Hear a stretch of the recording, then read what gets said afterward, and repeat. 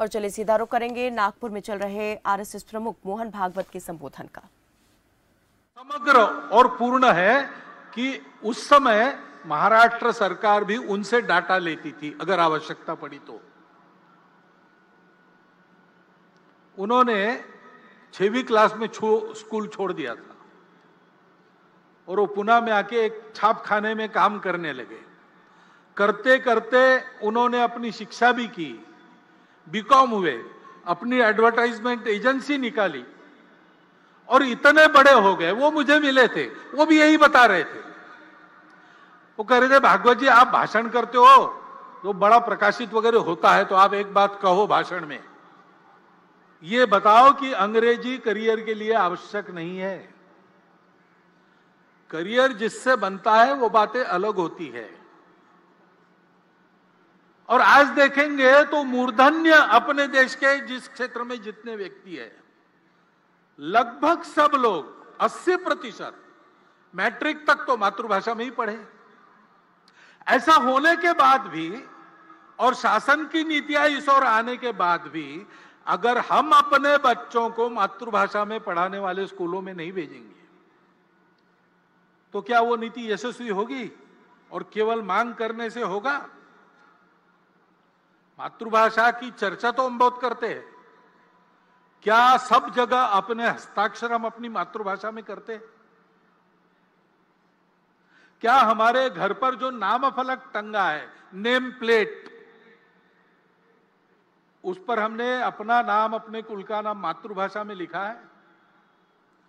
अपने घर के कार्य प्रसंगों के निमंत्रण हम भेजते हैं, अपने परिचित मित्र लगभग सब 90% तो भारत के ही होते हैं, रिश्तेदार भी भारत के ही होते हैं। क्या वो हम अपनी मातृभाषा में उनको भेजते हैं? अपने से जब ये परिवर्तन समाज करता नहीं तब तक मातृभाषा की नीति कैसे सफल होगी? शिक्षा नीति में, और हम कहते हैं संस्कार आजकल नहीं मिलते, संस्कार आने चाहिए, सुसंस्कृत देशभक्त नागरिक बनने चाहिए, लेकिन अपने पाल्यों को स्कूल में भेजते समय हम क्या बताते हैं? ऐसा पढ़ो कि अधिक कमाओगे, ऐसा बताते हैं कि ऐसा पढ़ो कि देश के उत्तम नागरिक बनोगे, ऐसा बताते हैं।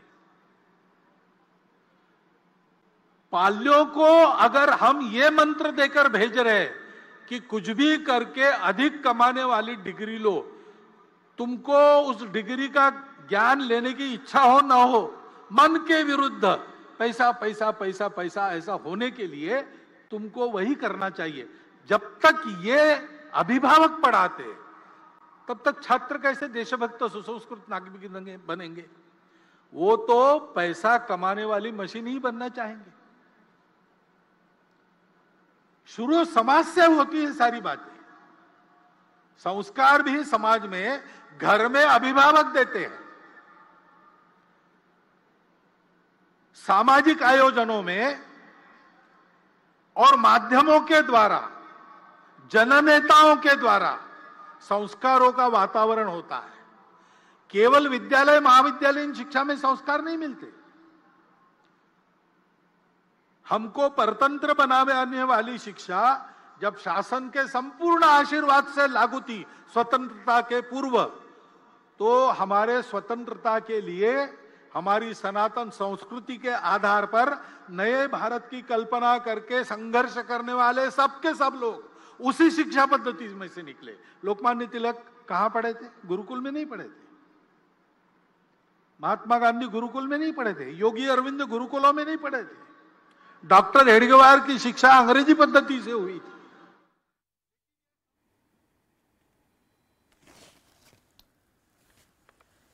राष्ट्रीय स्वयंसेवक संघ के प्रमुख मोहन भागवत विजयदशमी के पर्व पर इस वक्त अपना संबोधन दे रहे हैं और समाज का सफल और समग्र सहयोग किस तरह से जरूरी है, क्यों जरूरी है, इसको लेकर वो अपने विचार साझा कर रहे हैं। फिलहाल के लिए बस इतना ही। दीजिए इजाजत। नमस्कार।